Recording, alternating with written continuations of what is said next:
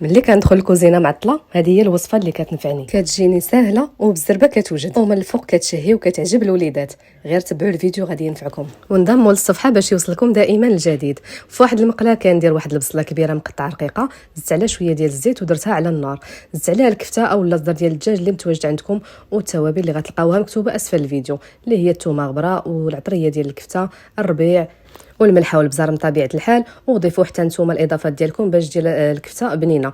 هنا ضفت معلقه كبيره ديال صوص طوماط وضفت عليها الفرماج، اي فرماج عندكم تقدروا تضيفوه، وكنحرك كلشي باش يذوب ليا الفرماج وسط الخليط وتجينا الكفته معلكه. عندي هنايا الخبز ديال الطاكوس اللي فيه 6 ديال الورقات، كنقسمهم على جوج على نصفين وكنخدم كل نصف بوحدو.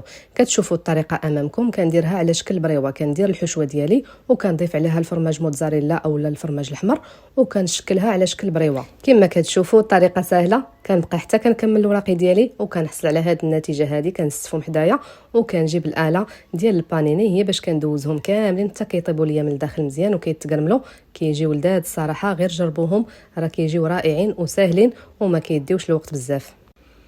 والنتيجه هي هذه، كيجي واحد الطبق اللي تبارك الله ما شاء الله البنه واللذه.